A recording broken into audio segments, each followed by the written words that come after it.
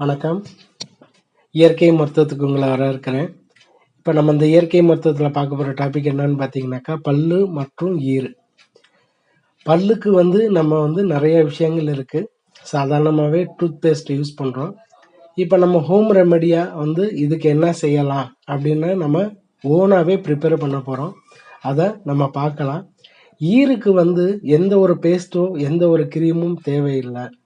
இதுக்கு நம்ம சிம்பிளான ஒரு மெத்தட், ஒரு விரல். இந்த விரலை வச்சு அதுக்கு உண்டான மசில்ஸை நீங்கள் ஸ்ட்ரென்த் பண்ண போகிறீங்க. அதாவதுங்க, ஈருக்கு பிரச்சனை வந்தால் நீங்கள் மருந்து மாத்திரைகள் என்ன எடுத்துக்கிட்டாலும் கொஞ்ச நாள் நல்லாயிருக்கும். திரும்ப பழையபடி ஈறு வலி இருக்கிறதோ பல்லு ஆட்டம் வர்றதோ இதெல்லாம் நடக்கும். அப்போ என்ன செய்யணும் அப்படின்னு பார்த்தீங்கன்னாக்கா, ஈரை பொறுத்தளவுக்கு நீங்கள் அதுக்கு ஒரு நல்ல ஒரு மூமெண்ட் கொடுக்கணும். அதாவது ஒரு சின்ன மசாஜ். ஈரை பொறுத்தளவுக்கு நீங்கள் எந்த பேஸ்ட்டு எந்த மருந்தும் வேண்டாம். ரொம்ப சிம்பிளாக ஒரு விரலை வச்சு மேலே கீழே சைடில் பக்கவாட்டு பக்கம் எல்லா பக்கமும் டெய்லி 2 நிமிஷம் ஒரு சின்ன மசாஜ் மாதிரி எல்லாம் பண்ணிங்கனாலே போதும். ஈரில் வரக்கூடிய எந்த ஒரு பிரச்சனையும், அதாவது ஈறு ரொம்ப விலகி இருக்குது, பல்லுக்கு லேசாக ஆட்டம் கொடுக்குது, இந்த மாதிரி எந்த ஒரு பிரச்சனை இருந்தாலும் இந்த ஒரு சின்ன மசாஜ் போதும். 1 மாதத்துலேயே அதில் தீர்வு கிடைக்கும். நீங்கள் இதை டெய்லியும் 2 நிமிஷம் தொடர்ந்து ஒரு ஈருக்கு உண்டான ஒரு மசாஜஸ் கொடுக்கும்போது லைஃப் லாங் உங்களுக்கு பல்லு நல்லா இறுக்கமாகவும் ஆட்டம் கொடுக்காம ஈறுனால வரக்கூடிய தொந்தரவு இருக்காது. ஈருக்கு இது தவிர வேற ஒரு பெஸ்ட் சொல்யூஷன் எதுவுமே கிடையாது. வெறும் கையில் மேலே கீழே சைடில் பக்கவாட்டத்தில் எல்லா பக்கமும் நீங்கள் மைல்டாக ஒரு 2 நிமிஷம் டெய்லி மசாஜ் பண்ணுங்கள். தூங்குறதுக்கு முன்னாடியும் சரி, காலையில் எந்திரிச்ச பிறகும் சரி. ஒரு நாளைக்கு நீங்கள் ஒரு வேளை பண்ணாலே போதும். 2 வேளை பண்ணுறது ரொம்ப ஈறு பலவீனமாக இருக்கிறவங்க 2 வேளை பண்ணும்போது ஈரானது நல்லா இறுக ஆரம்பிக்கும். இறுகாகும்போது இந்த பல்வலி பல் ஆடுதல் இந்த பிரச்சனையே வராது. சரி, இப்போ ஈருக்கு நம்ம என்ன செய்யணுன்றது பார்த்துட்டோம். பல்லுக்கு நம்ம என்ன செய்ய போகிறோம். எனக்கு அடிக்கடி பல்வலி வருது, நான் ஸ்வீட் சாப்பிட்டாலோ ஏதாச்சும் குளிர்ச்சியை சாப்பிட்டாலோ டக்குன்னு பல்லு ஒரு மாதிரி இருக்குது, எனக்கு பல்லு தொந்தரவு சின்ன வயசுலேருந்தே இருக்குது அப்படின்றவங்க எப்பயும் மாதிரி உங்கள் வீட்டில் நீங்கள் ரெகுலராக யூஸ் பண்ணக்கூடிய டூத் பேஸ்ட்டை யூஸ் பண்ணுங்கள். அதோட நம்ம இப்போ பண்ண போகிற இந்த ரெமெடிக்கு என்ன தேவை அப்படின்றது பார்க்கலாம். இப்போ இதுக்கு தேவையானது என்னென்ன அப்படின்றது பார்க்கலாம். ரொம்ப முக்கியம் வேப்பங்குச்சி தாங்க. நம்ம வேப்பங்குச்சியை நான் ஆல்ரெடி பவுட்ரு பண்ணிட்டேன். ஸோ அதனால் வேப்பங்குச்சி காமிக்கலை, நான் பவுட்ரு ரெடி பண்ணி வச்சுருக்கேன். 50 கிராம் அளவுக்கு வேப்பங்குச்சியை நான் பவுட்ரு பண்ணி வச்சுருக்கேன்.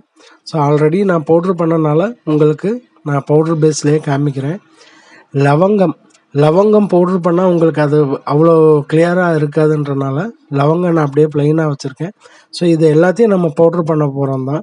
லவங்கம் 20 கிராம் அளவுக்கு எடுத்துக்கோங்க. வேப்பங்குச்சி பவுட்ரு 50 கிராம், லவங்கம் பவுட்ரு 20 கிராம், சோம்பு அதாவது பெருஞ்சீரகம் அப்படின்னு சொல்லுவாங்க. இது நம்மளுடைய வாயில் துர்நாற்றம் இருந்தால் அதை போகிறதுக்காக இது 5 கிராம் அளவுக்கு போதும். அதிகமாக தேவையில்லை, 5 கிராம் போதுமானது தான்.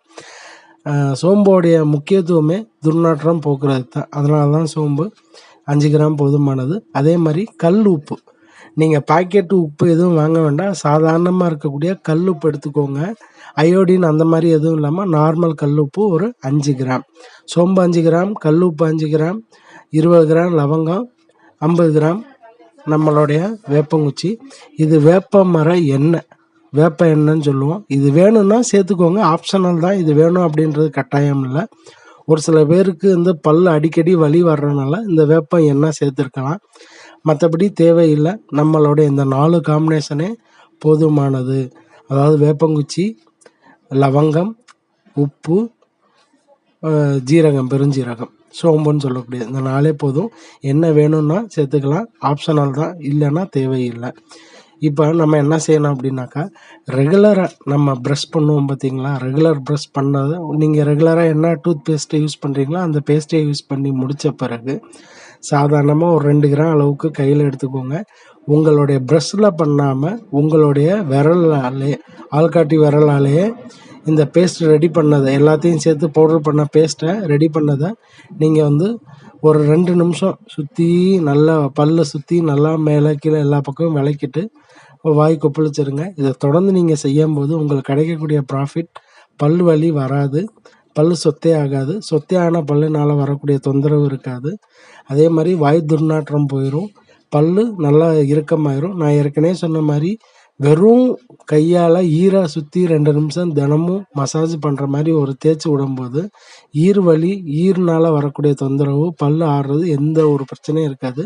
இதை ட்ரை பண்ணி பாருங்கள், ரொம்ப நல்லா ரிசல்ட் இருக்கும். கண்டிப்பாக நீங்கள் நிறையா பாசிட்டிவ் ரிசல்ட் சொல்லுவீங்க.